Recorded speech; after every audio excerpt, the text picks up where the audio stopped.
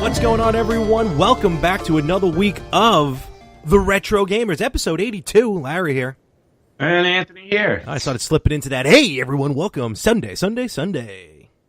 Well, but you've never done that before. No, I have. Only when I get really ramped up is when I do it. Oh, okay. Well, let me be the first one to tell you don't. What's going on, Ann? How you doing? How's the chilly West Coast?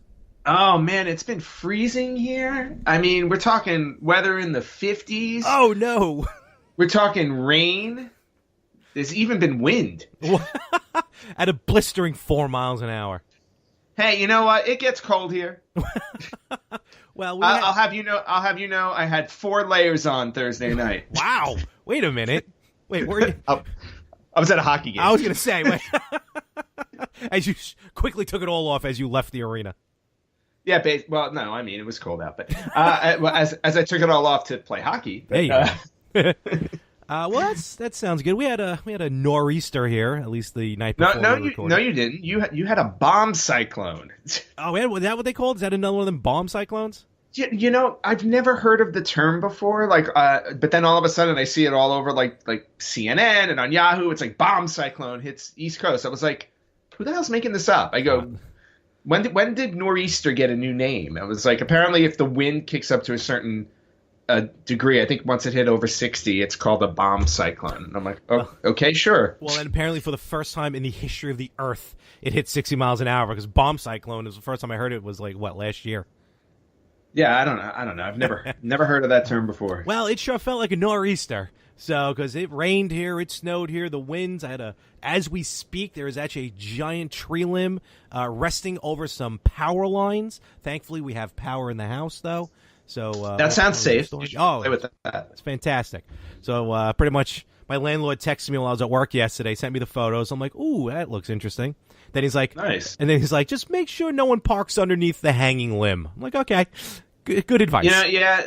I was just saying that might be wise, but you know what? If your street fills up with parking, you know somebody's going to do it. Yeah, I know. Trust me. That's why after you get desperate enough. The snowstorm we had, there was a guy parked in front of my house for like 4 days. I still don't know who it was. There you go. Oh, it's terrible. But I had my 3DS all juiced up. I had my fresh batteries from my Game Boys, and my mobile device was set and ready to go. So I was prepared. Nice. Awesome, and thank you for reminding me. I have a lot of portable items I need to plug in this morning. Yeah, you're jet setting. You're on your way again. It's been a little while. How many months? Last time I was there was July of last year. Really? So Did you go in July? Yeah. I didn't realize that. It's been like 8 or 9 months. Okay, as Anthony heads back to the land of the rising sun, where everything we talk about here on the show pretty much started. So yes, basically, and this will be the well, actually, when this episode drops, I will already be in Japan, and hopefully it's Super Potato, but yeah. So heading back to Japan, which means I will be the one doing the shopping next week. Yes, that exchange rate better work in my favor. Oh, yeah. Well, just remember, anything that I buy for you gets charged to your cumulative total for the shopping challenge. I am aware. Okay. But I have a feeling mine will be not as much as yours. I don't know. We'll see what happens. It depends what you want and how much I plan to pay for it. We want this video game, but you have it mint in box. Exactly. No, we have it loose here for $2. No, I'll take that one behind the gold counter. Exactly. I'll be like, I'll take the one back there for $2,000. Oh, how dare you, sir. But still, that should be pretty cool. Please bring a bunch of business cards and just leave them at Super Potato without telling anybody. I would love to, but I have run out of business cards. Oh, good for you. All right. Yes. At least you're handing them out. Good. Well, no, I mean, if it makes you feel any better, I gave you 95% of them. Oh, okay. Oh boy, then we got a bunch. So Right. no, So yeah. So I gave out all like 20 of mine. Can you make new ones real quick at Staples? No. Okay, fair enough. I have too many other things to do today, Maya. I'm afraid. Super Potato, the official, the unofficial video game store of pretty much Asia for the retro gamers. So yeah, more or less. Well, at least until I go to China. yeah. Ooh. Oh, good luck with that. Well, I'm sure there are video game stores there. Maybe. But it's cool. With Japan, now you've been there so many times, you know the layout. It's Osaka you go to. I mean, I know you usually go to Tokyo, but Osaka is mostly. No, Osaka is where I normally go. Every once in a while, I have to go to Tokyo. Okay. So I guess now you have the layout of the land. You know what to do. You know strategically what to hit. Is there anything you have planned this time around? Anything you're looking to do or get, I should say, in Super Potato or any other store you may find?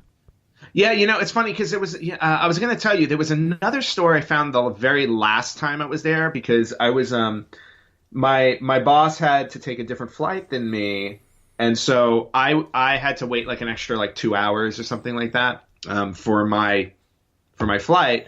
So before I left the hotel, I just went wandering down, some random streets, and which is what you want to do in a foreign land. Well, I mean, it was Osaka. I was fine. But I happened to come across another store there that sold. It was almost like I'm trying to think of a good equivalent store here, but basically they sold every type of electronics you can think of, like DVDs and music. And you want to go stuff, but it was one of those places where you can sell your stuff back and then they would resell it. Okay, I was going to say you want to go old school like the Wiz. Yeah. Oh, yeah, true. Yeah, kind of like the Wiz, but I can't think of an equivalent that we have now. It's basically like any store, because like Best Buy, or something like that. But they also sold used stuff. And when I went there, they had a video game section. Now, of course, most of it were new games, but they had a bunch, like a handful of like old games as well. So I started stocking up there because a lot of the games there were pretty inexpensive, and it's probably because they were common games. Mm-hmm. But that's where I actually found the mini Famicom that I bought for Charlie. Oh, really? Okay. Yeah, it was just sitting in a case at the time, and this was when the time when the mini Famicom and the mini, the NES mini couldn't be found anywhere, and I happened to run across it in this store, and I think they had only marked the price up by like $10, so it was like $70 or $75. Not bad at all. Yeah, well, Charlie benefited from that. Hey, Charlie, you're welcome. So that was a really cool store. I have no idea what the name of it was. I know what the logo and the sign looks like. So if I ever run across it again, but yes, my plan is to go back to one of the Super Potatoes because remember I did find 2 of them. There's 2. I forgot about that. Yeah, I found 2 of them, and I don't remember which one was closer to the hotel, but actually, neither of them were closer to the hotel, because if I remember correctly, they were both about a block and a half apart. Because I literally, it made no sense. I know, but, I was looking at the street, and I'm like, all right, I'm going to Super Potato, and I walked by, and I'm like, I was looking at my Google Maps, and I walked by it, and I'm like, okay, I was like, it's closed. And then all of a sudden, I look on my map again, and I said, wait a minute, it says there's another one, and I'm like, and it's like a 3-minute walk. So I literally, went down the block, made a left, and then went down another block, and there it was. And I'm like, what? They turned it up like Burger King. Yeah, basically, I was like, but that's it. Just at least in Osaka, they were just those 2 that were like a block and a half apart. So if one store doesn't have it, I can always go to the other store, which is good. That's awesome. Yeah, so the only thing I have on my list at the moment, because I honestly haven't had time to sit down and make a list, is I want to get the Famicom disk system to attach to my Famicom system. I do have 2 games. Yeah, I already have 2 games for the disk system. I have Super Mario Brothers 2, the original Super Mario Brothers 2. Our Lost Levels. Yes, and Legend of Zelda 2, Adventures of Link, because that came out on the disk system there. I keep forgetting that came out on the disk system. Yeah, so I've already got 2 games for it, All so right. I'm going to definitely pick that up next week on my list. Other than that, I don't have a list yet, but I'm going to make a list this time because every time I go to that store, I don't know what the games are because, hey, guess what? The labels aren't in English. Everything's in Japanese. As it should be. Oh yeah, of course. All right, that's cool. Yeah, I'll get the list out to you. I gotta figure out some stuff as well because the last few times when you went over, I asked for. It was really kind of before I started buying NES, Super Nintendo, stuff like that. Right. So it was kind of like, I guess I'll get the Japanese versions. Now, don't get me wrong. There are like the Japanese Contra is way cooler than the American Contra, and it's pretty much the same thing anyway. Well, do you want? Wait, you don't have a? Did I get you a Famicom at some point? I don't even remember. You got me that. Yes, I do. The remember. knockoff one. Yeah. Yes. So, which is cool. Don't get me wrong. It works, and I like it, and that's where I've been playing the games. Yep. But if you'll indulge me for a minute, if you don't know what you want to get, I happen to have looked up the top 10 Famicom exclusive games according to GameSpot. Exclusives? Yeah, I was looking at a top 100 Japanese video games, but the top 10, no. You can send that top 10 my way. Top 10 Famicom exclusive games, and if you'll indulge me, I will go through this very quickly. Oh, sounds good to me. Folks, break out the calculators, because here we go. If you didn't tune into last week's episode, A, shame on you, and B, because of Josh, and I can wring his neck because of it, now we have a competition to see who ends up buying the most, who actually becomes the loser in an odd fashion. Whoever buys the most retro gaming stuff. Not buys the most, spends the most money. Oh, that's what I meant. In my head, that's what I meant. But you're right. Yeah. The most expensive collection, which I will this week or today or tomorrow gather up the receipts, which is pretty easy because I think it was all pretty much from Game On. And we will, at the end of the year, the winner gets a Virtual Boy. Mm-hmm. So, and I can gather up my receipt. Because so far this year, the only thing I spent money on was at the SoCal Retro Gaming Expo. Dang it! Oh, and what you picked up for me at Game On the one time. And I asked for a separate receipt for that too, which was pretty funny. And that was before we did this competition. Oh, you know what? I don't even have that receipt. I never sent it to you. Oh, well then there you go. But I will let you know, and don't worry, I will give you the right number. You better, because I have to give you the right number on what I buy in Japan for you. Hey, give it to me in yen. I'll do the conversion. No. I'll do the conversion. I spent 10 yen. That's $3,000. What does GameStop have for the top 10? All right, so the top 10 on the Famicom system, Famicom exclusive. So these games were never released in the United States. Okay, and this is just Famicom, not Super Famicom. Just Famicom, not Super Famicom. So number 10 is a game called Jongbu. And I don't know exactly what that is. Work. Okay. But apparently it's let's see, it's the kind of game that you buy someone who doesn't know what it is. No. It's a game like Super Breakout or Arkanoid. Ooh. Ooh. But apparently there's some strategy involved in it as well. So again, how does that work? I don't know. Wait, Jongbu. Oh no, wait a minute. No, I know what Jongbu is. Jongbu is friggin' mahjong. Oh, that's not Breakout. No, what the hell is this about? Oh, they do like I don't know. The article does like a bunch of. We should have figured this out. They do like this big setup. They do this. What? We should have looked at this article before we recorded. Yeah, whatever. Well, no. Apparently, it's some type of strategy game that involves mahjong. So I don't know. Anyway. All right. It's number 10. Considering how many games have come out with the Famicom, I think these are games to at least pay attention to. So it's stuff to look at. So anyway, Jongbu's number 10. Number 9 is a game that we've both heard of. It's called Holy Diver. Oh, yes. And I have that on order through Castlemania because they're re-releasing it they're releasing it for the first time on an NES cart. But I can get you the original Famicom card. So, and Holy Diver plays much like the dungeon stages from Zelda 2: The Adventures of Link. So it was called. It's like a hybrid Zelda 2 Castlevania 1 type game. Exactly. So, and it's got Holy Diver. It's got a lot of heavy metal reference. Well, I don't know about the Japanese version, but the American version has a lot of heavy metal. Like I think the main character's name is Dio, and you fight one of the villains is Ozzy, and then another one's called something else. Like all heavy metal references. Yeah. Yep. So Holy Diver. You can add that to your shopping list. I forgot about that. Okay.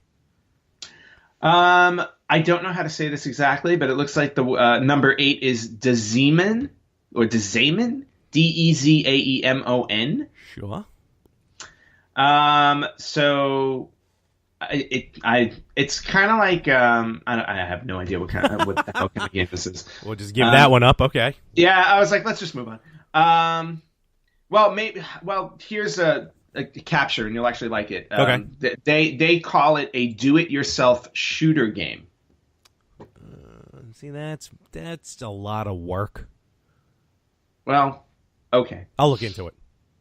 All right, number 7 on the Famicom is Moon Crystal.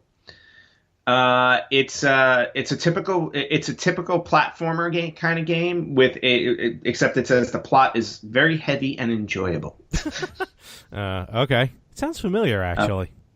Yeah, well, Moon Crystal plays similarly to it's a mix between Zelda 2 and Super Mario Brothers 3. Why is everything mixed with Zelda 2? I don't know. I think they must have really liked Zelda 2 in Japan. I hate Zelda 2. I like Zelda 2, but it's definitely not at the top of my list. Yeah. Number 6 is a game called Sansar Onaga. Okay. And I've heard of this game. It's a Dragon Quest kind of game. Ooh, all right, interesting. So, well, that's an RPG. That's gonna be tough. It's so it's an RPG. So buying that would be more along the lines of just collecting it, unless you want to do guesswork when you're playing. I cannot afford. I barely have learned English, let alone Japanese. Yes.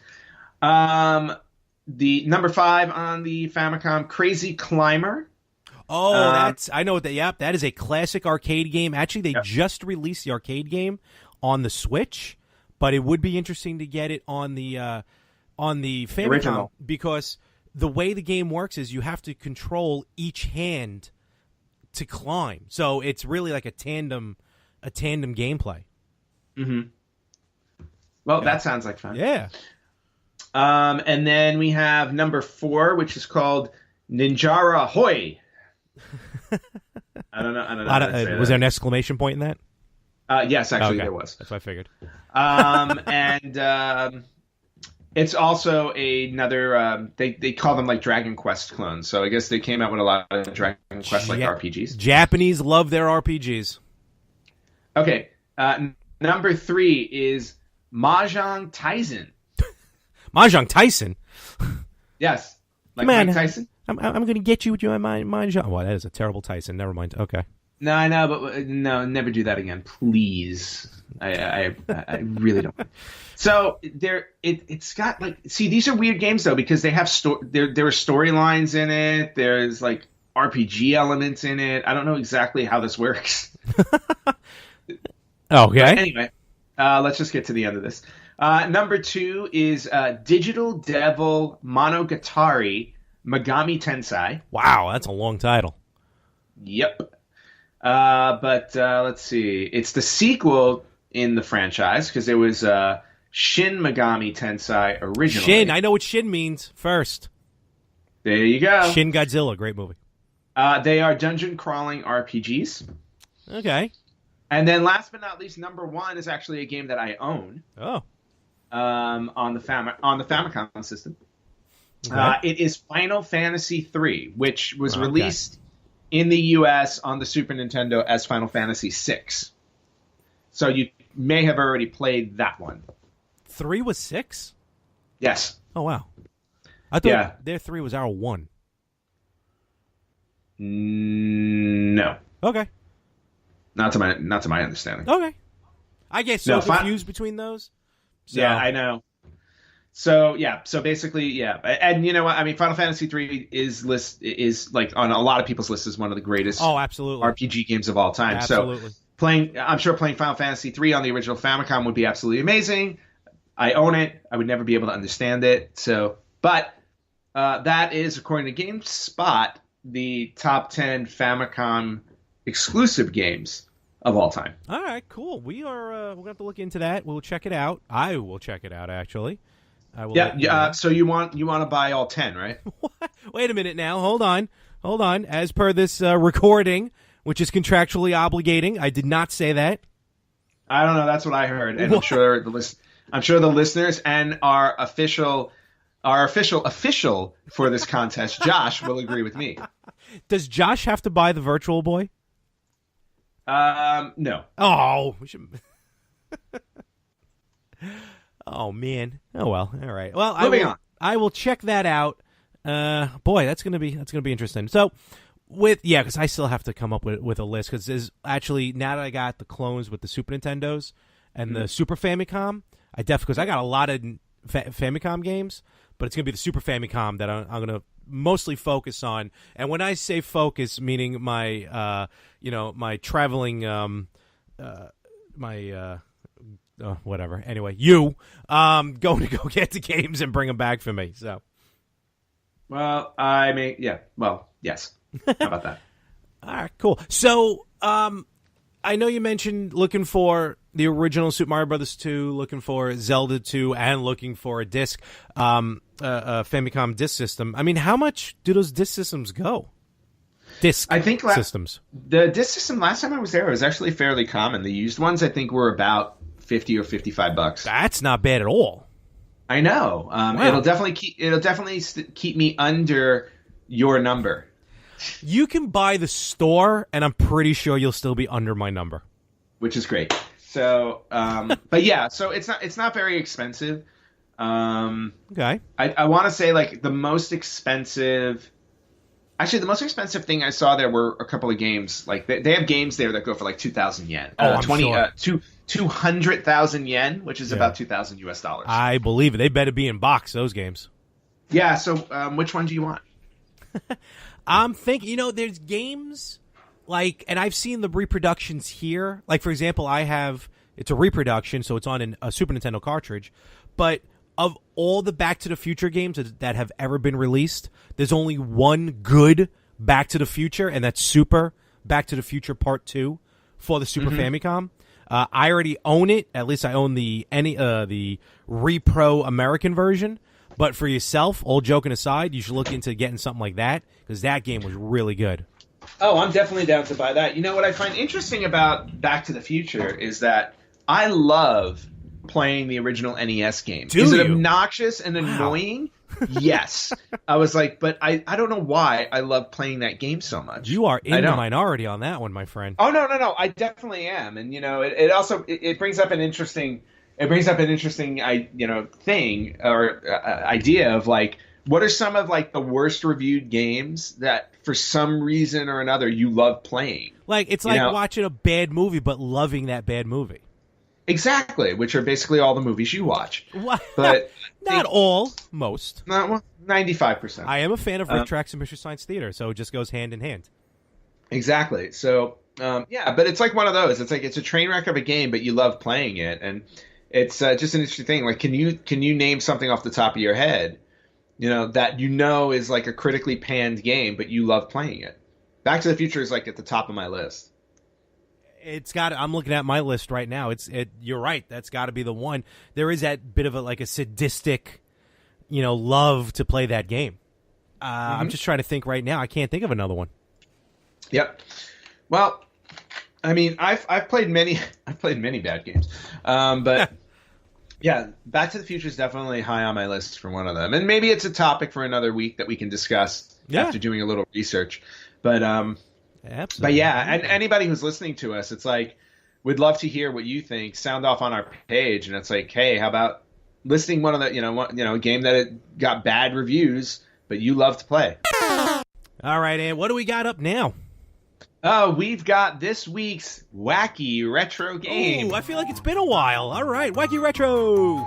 Yeah, it's definitely been a while because we've been doing like cancel game and all kinds of other things. But this week, I happen to have stumbled upon an interesting Wacky Retro game that you may want to purchase, particularly when I go to Japan. Oh, go ahead. Okay, what do we got? Does it involve spanking, or who knows what else?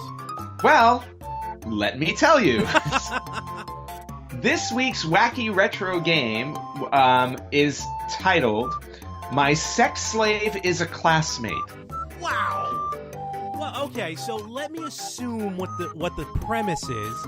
I'm assuming it's a covert government operative that has to go to the deep jungles to surface out the crown jewel of some sort of mass hysteria leader. Sure.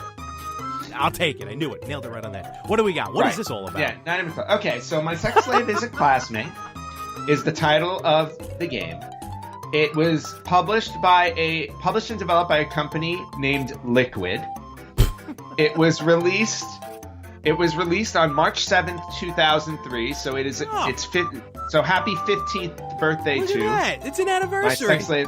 My Sex Slave is a Classmate. All right. It was released on Windows. Oh. It's a first-person adventure visual novel. So, I'm just going to read the description. Oh, please do. I am ready. Okay. My Sex Slave is a Classmate is a visual novel in which the player controls Masato Kirishima. Masato's father was the CEO of the mighty Kirishima conglomerate, and when he died 1 week before the game starts, it was decided that Masato would succeed him as CEO. However, there is one condition. His father's secretary tells him that the condition is that he, according to the family's tradition, must have a female slave and that this female must willingly take the position as his slave. One day after revealing the condition, she presents a possible slave to him, her own younger sister and also his classmate. He now has 3 weeks to train her to become his slave. The training takes place in the basement of his house, at school, and at public locations. Oh my god! I mean, this is only 15 years. If this was like in the mid-'80s or early 90s, I'd be like, all right, this makes sense. But early 2000s for a game like this? This would be 2003, and it's got a manga anime style to it, so it's shocking. Very interesting. Yep. So how many copies of this would you like me to pick up for you in Japan? You know what? I'm going to say possibly one after I do research to see how much it goes for. Yes. So, and needless to say, I will not be posting images of this game on our Facebook page. But I will on my personal page. Yes. So, My Sex Slave is a Classmate is this week's Wacky Retro game. All right, Larry. So, we talked about my trip to Japan. Yes. And, I cannot wait. I know. Neither can I. And I really do hope. And there is a caveat to the trip as well. Depending on how busy work is, there is always a chance I cannot make it to Super Potato. What? Yes, you have been warned. This is inappropriate, and this is not tolerated.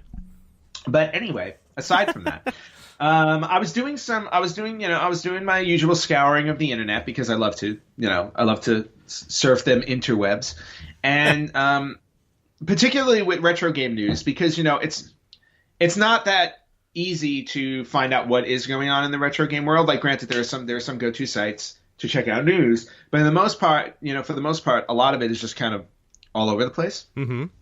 Which is why I like our podcast, because we're able to cull all that stuff in together. And I found a couple of things that I thought were worth discussing. On our podcast, and the first one actually was an article from a couple of days ago. I don't know if you remember Sega's original mascot on the Master System was Alex Kidd.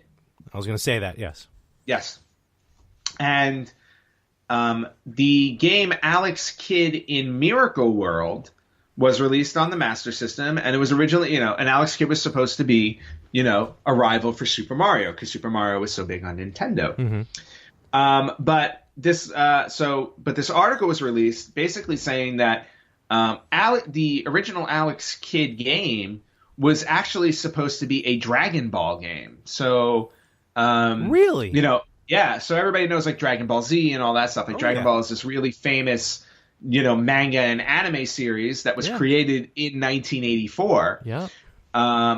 And it was, so the game was actually supposed to be a Dragon Ball game, but I guess, I don't know if the rights didn't work out or something like that. I think that's, basically what happened was they didn't have the license to use Dragon Ball anymore. So what they did was they just restarted the project came up with the name Alex Kidd, created Alex Kidd character, and the rest is history. So I thought that was a little bit of interesting, retro history that people would like to know. Yeah, I never realized that.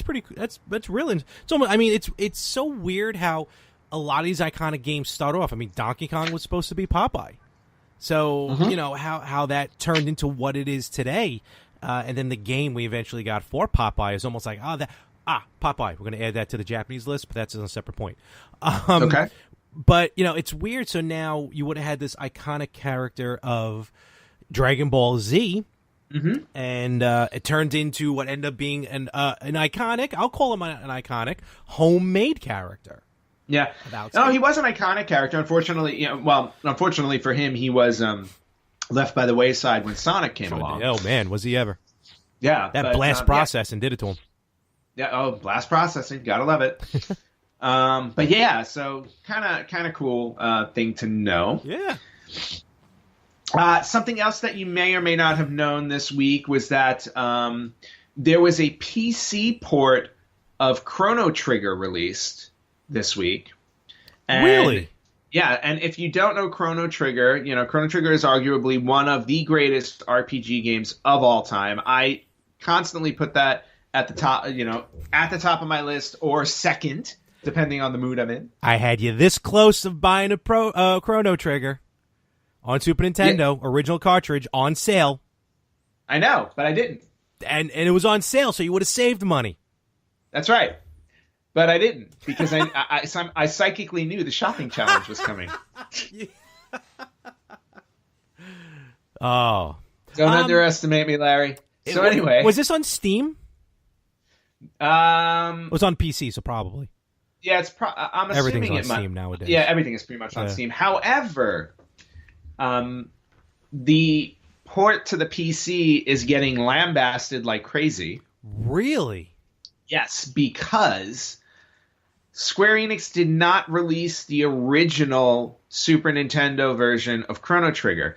They released the port that was on iOS and Android instead, and the iOS and Android version was not a faithful one-to-one of Chrono Trigger. Okay, so, right before we started recording, I told you that I saw, and I'll mention it now, I was just flipping through my Apple TV. They updated some stuff on the Apple TV App Store, and now you can buy Chrono Trigger. I was like, oh, sweet, Chrono Trigger on Apple TV.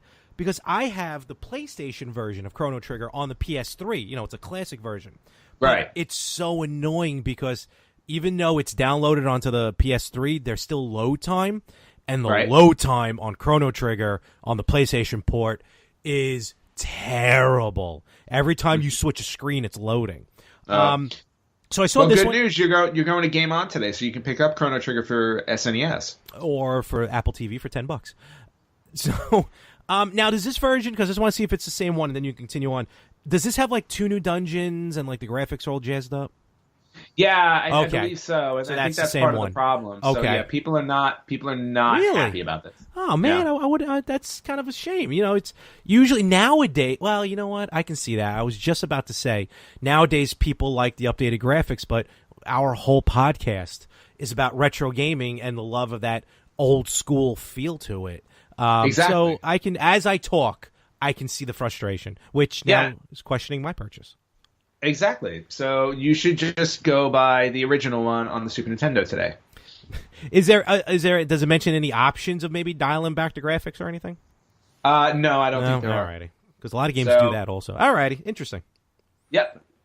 Let's see.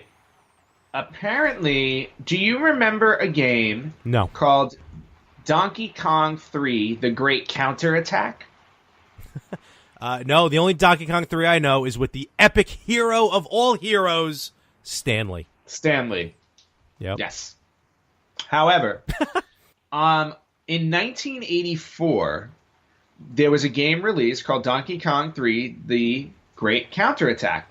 And it was released on the Sharp X1. Whoa, I thought you were going to say something else. So, wow, there was that many different Sharp things. They went from a Sharp X1 to an Sharp X68000. That's a lot of systems. Yeah. So... No? So this, nothing? Yeah, okay. No, nothing. I have nothing for you. Anyone at home? Anyone? No. Oh, okay. No, nobody knows. No, you just I don't know what to tell you, Larry. I really don't. All right, so what do we got with this game? So, well, the original, we know the original Donkey Kong. This is the original Donkey Kong 3, basically, with Stanley. But okay. it's a completely different, it has a completely different look to it because Really? it was on the Sharp X1. So, Okay. the backgrounds to the screens, it's not like levels. It actually plays more like almost a version of oh God, what's the? It's not Space Invaders. What's the one? Is it Galaga? Oh, No, is it Galaga where you're at the bottom of the screen and then the things will come down at you? Yep. It plays kind of like that. But then in the middle of the screen you have Donkey Kong with like two parachutes and he's slowly coming down. So you actually have to keep shooting Donkey Kong to keep him up while you're shooting the other things that are coming down at you. Oh, so you're not trying to get him to the top of the screen. Wait, did it have anything to do with him working in a flower shop or whatever? Yeah, no, he still has the atomizer that he shoots. And I just sent you a link to just take a look at it. It's just really interesting. But because it was on a PC, the backgrounds have all the sprite looks to it and stuff. Yeah. So, wow. And the object is to just keep, basically shooting Donkey Kong up his butt until I think it is until he goes up enough that he leaves the screen. So, but then you constantly have things like shooting at you and coming down like the way, in Galaga it does. Mm-hmm. So interesting. But yeah, very interesting. So apparently now this version of the game is available for you to play. You can download a copy online. Okay, I definitely got to check this out. And I'm reading it here. Donkey Kong 3 Daigakushu, the Japanese version. That was the original title, yeah. Bought a rare copy. I didn't even know Yahoo had an auction site. Bought a copy from Yahoo. I don't know when this was, but bought a copy on Yahoo auction for $415. Yeah, well, because it's not a common game. No, I know, but I'm just saying that's crazy. That's awesome. I'm gonna check that out later. Yeah, so you can download and play the original Donkey Kong 3 for the Sharp X1. Awesome. Moving on, because we got a bunch of news now. So Hyperkin, which was one of your favorite places. Yeah, I'm still happy with them. Yep. Yeah.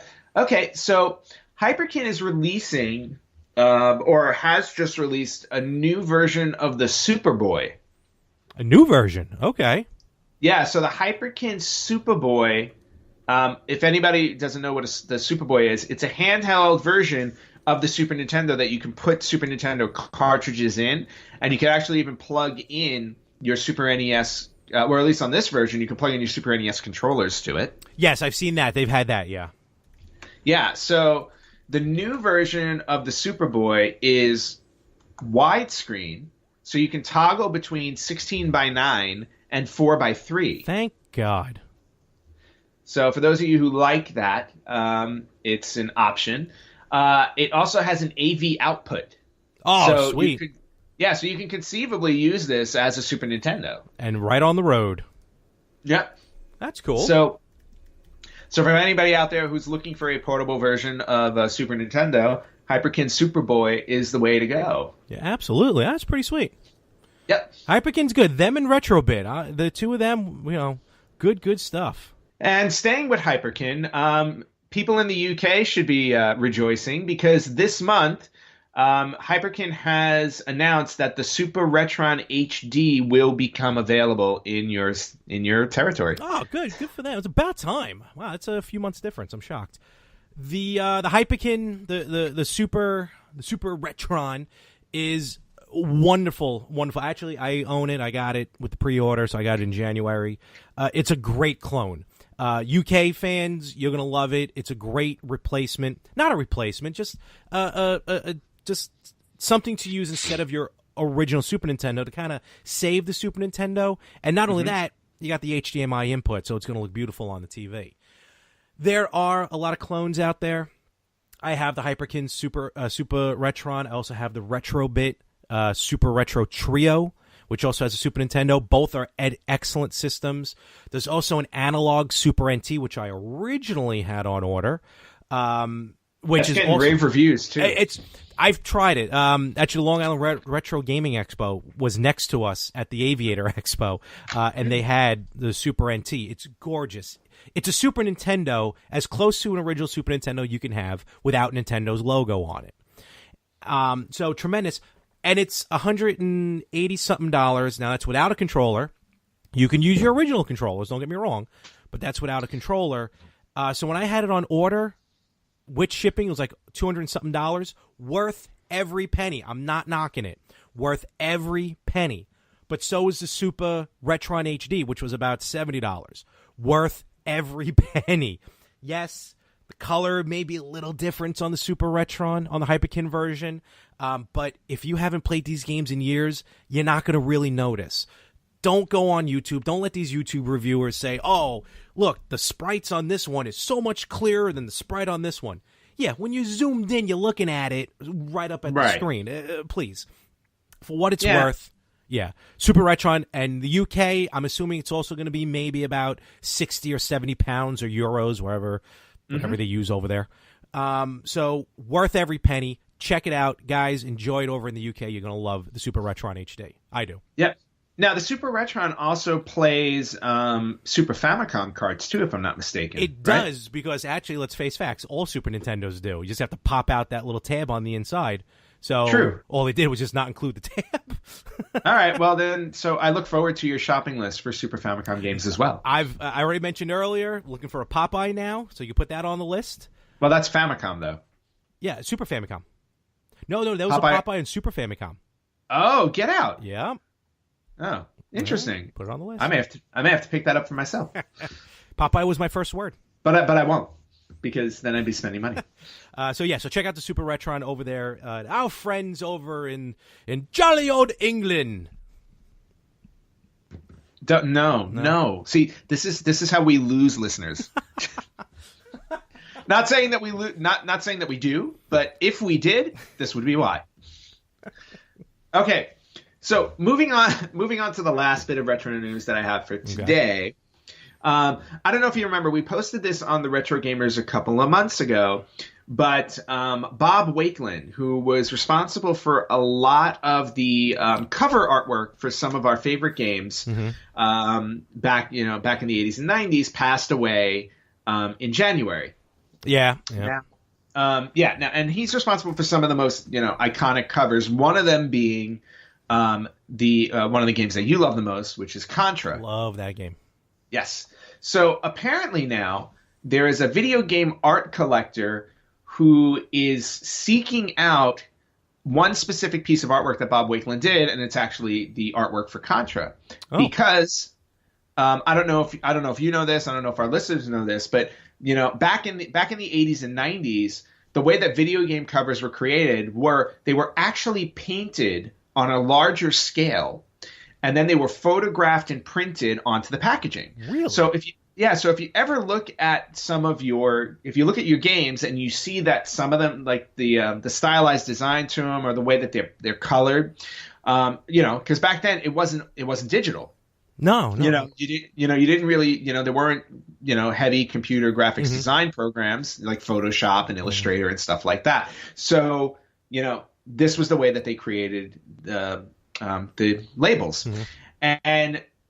But the issue with these original pieces of art that were made by people like Bob Wakelin is once the publisher shipped a game, they really didn't need the original art, because what they did was they photographed it. They had the photograph, so if they ever needed to go back to it again, which they rarely ever did, because it's not like 10 years later they would think they would need to reprint like an NES game. So what they would do with the original artwork is they would just throw it out. Now, here's a little side story, because I've been living in Los Angeles for 11 years now, more or less. Let's not talk about that. Been a while, huh? Yeah, it's been a long time. But when I first came to LA, I got a job with a small animation. I got a job at an animation company, and they were responsible for some of my favorite cartoons from the 80s. And it was really cool. But what happened was, at one point, the company sold, was kind of going downhill. They wound up selling the company to to a buyer, which was another animation company. And when that new animation company came in, they had decided that they wanted to turn the art designer's room into executive offices. Now, the problem with that was in the art designer's room was all of this original artwork from all of the animated series that this company made over the course of their 25 years in existence. Mm-hmm. So me at the time, I was just a lowly assistant or a coordinator or something like that, because I had just moved to LA, just, starting to get, got my foot in the door in the industry. So they turned around to me and they told me, they're like, you know what? We need that room cleaned out. We want you to throw everything in this room in the garbage. So here I am, and I'm looking at all of this now, and I'm looking at all of this artwork. And when I say, artwork, we're talking like original pencil drawings, because remember, animation back then in the 80s was not on a computer. It was all hand drawn. So every single movement in a cartoon was hand drawn on a piece of tracing paper or graph paper or whatever. So, which made it really hard to do live animation. It was terrible strain on the animators. Yeah, exactly. And then of course, and then the cell, and then once you had your scenes, the cells had to be hand painted, and then you obviously, you photographed them to create the animation. Mm-hmm. So they had all of this stuff in the room. So when they told me that I was in charge of throwing everything out in the trash, I interpreted that as, I'm going to grab as much as I can and throw it into my car. It's like a double dare type thing. Yeah, basically, it's like, how quickly can you throw all this stuff? Now, granted, they did give me, I had time, so I had like a few days to do this, because that's how much stuff was in there. And unfortunately, I couldn't take it all. I mean, there was only so much that I could keep in my small little studio apartment that I had at the time. So, and you remember that studio apartment because you came out here with me when I was looking at apartments. Oh yeah, that's right. Yeah, remember? Yes. It was a studio apartment in Koreatown. And the reason why I had chosen that location was because the building looked like, it was a brick building. It was kind of New York like, and it seemed to be in a decent place. So, but again, it was just a studio. I couldn't, store much there. So I took everything I possibly could and took it home. And had I not done that, this would have been another piece of entertainment and animation history that would have just been lost forever, because it would have wound up in an incinerator somewhere. That's nuts. Circling back now to these video game covers, this video game art collector says that he spoke to Bob Wakeland before he passed away. And Wakeland had told him that he sold the original artwork for the Contra cover years ago. Really? Yeah. So whoever paid for this thing now has a pretty significant piece of art in his collection. And this video game art collector has now gone public and said he will pay $100,000 for that piece of Contra art. Wow. Yeah, so if whoever has that piece of art, if they're interested in parting with it, they can make a serious amount of money off of it by contacting this art collector. Absolutely. Holy cow. Yeah.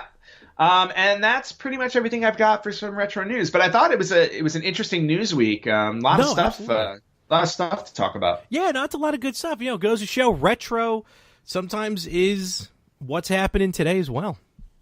Yeah. So, and for those of you, if you have any retro news stories that you want to share with us, you know where our Facebook page is. If you don't, we'll gratuitously plug it at the end of the show. All right. Hey, listen, what kind of birthdays do we have coming up? We got some, there's got to be something happening. Anniversaries? Yeah, it's not my birthday. It's definitely not yours either. Not yet.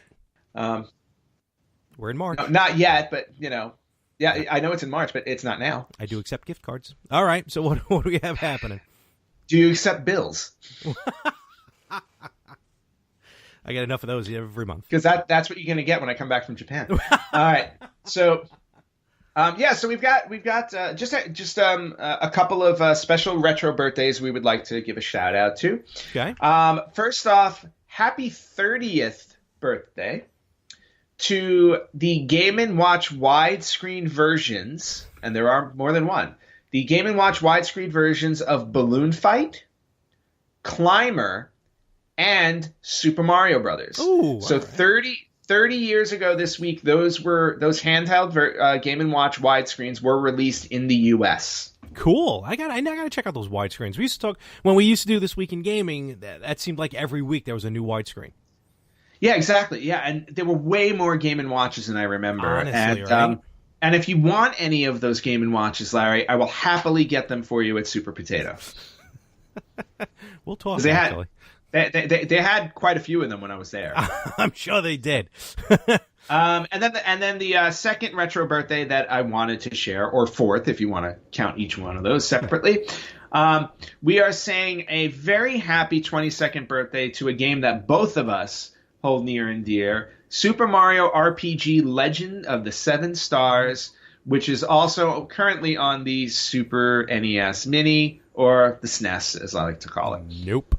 That game rocked. I mean, if you're into RPGs, and I honestly, when that game came out, I was not expecting a lot from it. I wasn't even expecting I was going to like it because it was an RPG, and that I'll rank one of my top 5, if not top 3 RPGs. Yeah, I gotta agree with you there, because like when I think of RPG games, there are 3 games that jump into my head immediately: Final Fantasy VII, Chrono Trigger, Super Mario RPG. Yep. Absolutely love all 3 of those. Yep.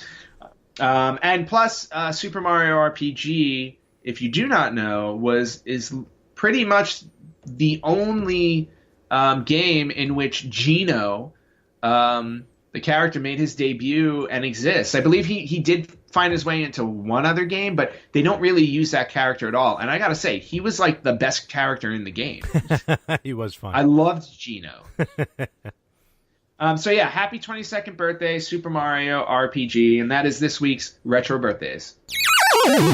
All right. Well, another exciting episode, another wonderful road as we continue on here with Retro Gaming, and quite frankly, as we're screaming towards episode 100 at this point. Yeah, we're definitely getting there. Yeah.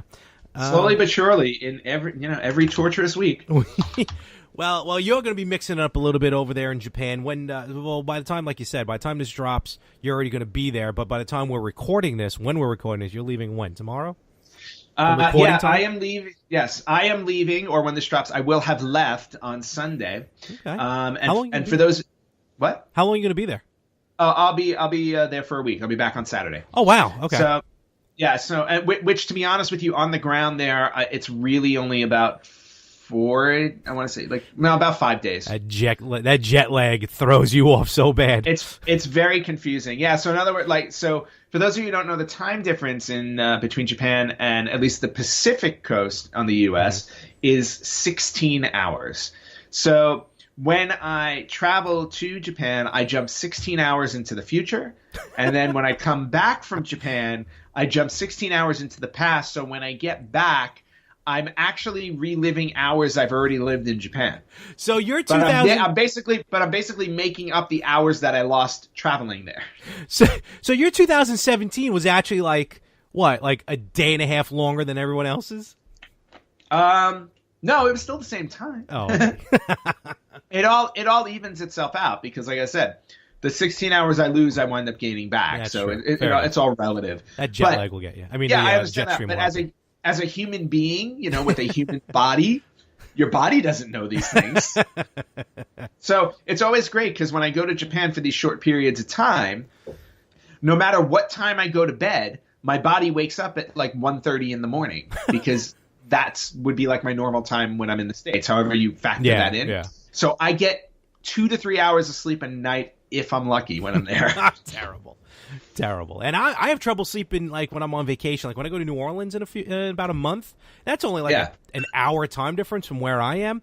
I am thrown off completely. I can't even think if I went to Japan. Oh, please. Imagine waking up at 2 a.m. and there's absolutely positively nothing to do except go to the hotel gym or Yeah, or watch Netflix on your computer until, things start opening at 7 a.m. No nightlife in Osaka. Not on a weeknight, none that I can find. None that you probably want to partake in too. Lord Well, knows. maybe if I look this week, I'll find my classmate is a sex slave, like the live show. I don't know. Oh, I'm sure you could. Actually, you can see that out here in the East Village. My sex slave is my classmate. Whatever the hell the game is. The Christmas episode. Yeah. Well, it's not Christmas Day right now. Who knows? All right. Yes. Anyway, cool. So time zones be damned. I am off to Japan. Yes. Safe trips, safe travels. In all honesty, and so I guess I don't know when we record next week. You may or may not be in Japan. We'll see. No. When we record next week, I will have returned. Oh, you'll be home. Okay. All right. Yeah, we won't be. I return on Saturday, so we'll record on Sunday. All right, no problem. And cool. All right. So, and I will actually just kind of give a little shout out here. I'm going to be kind of sort of representing us, if you will. On I mentioned last week, and even you heard during the live episode, my friend Felix, who was doing the NBA Jam tournament at the Aviator Expo, he is part of BCW, and they're doing their second anniversary, which will be this Friday, March 9th in Queens. And Felix is going to be, he's going to do a little, not promoting major, but he'll talk to some people about us. He's going to, he's basically, promoting us, which is a good thing. So I'm going to head out there to the show.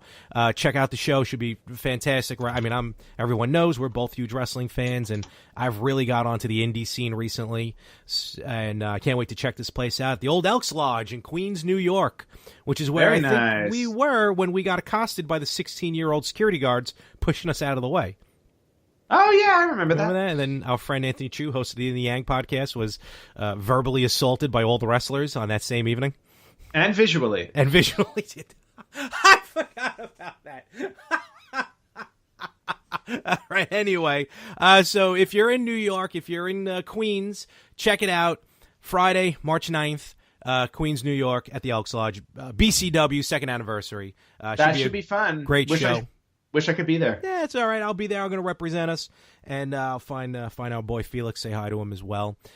Beyond that, and I'm sure hopefully maybe you'll show some Super Potato stuff. Are you allowed to take photos in Super Potato? I feel like you tried and they yelled at you. No. I've done it before. Maybe it's the arcade I was thinking of. Possibly. All right. There were. Yeah, I think the arcade they said you couldn't take photos, but I took a lot of photos last time I was at Super Potato. Cool.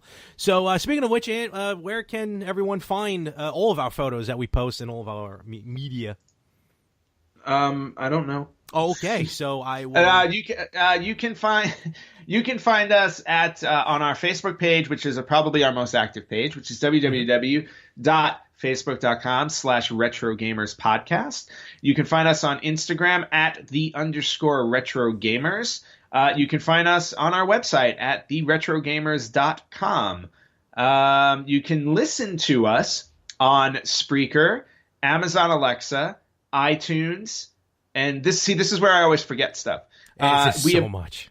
I know there's so many now. iHeartRadio, and now apparently we are also on TuneIn. Is that correct? That is correct. We just got on TuneIn, so you can download that app on any media that device, I should say, that you listen to. Yeah. And I'm still waiting for Google Play. I haven't heard anything back, so I don't know if we're on there or not, but wherever you listen to podcasts, just do a search for the Retro Gamers. Check it out. It's all part of the More of the Same network here. So, of course, you can also check out the Better Half podcast, the Yin and the Yang podcast, and whatever wrestling show I end up doing pretty soon. So my life is going to be enthralled with podcasts, and at this point, making no money from it. But speaking of which, if you want to support us and you want to buy some Retro Gamers merchandise or VB Sucks merchandise, check out #VB Sucks, y'all. Check out teechip.com, TEECHIP. Just do a search for the Retro Gamers, and both campaigns should come up for the Retro Gamers and for #VB Sucks. And don't worry about the timer that's always going down. It's always up. It's always running. So get your Retro Gamers merch. I want to sell those leggings. Come on, ladies. Yes, you need your #VB Sucks leggings. You definitely need those. No, we don't have those leggings yet because I can't figure out the wording just yet. Not yet. But the leggings have one leg has my little character on it, and the other leg has your character on it. Oh, okay. I can live with that. About as unflattering for any woman to wear them as possible. Wow. That's just awesome.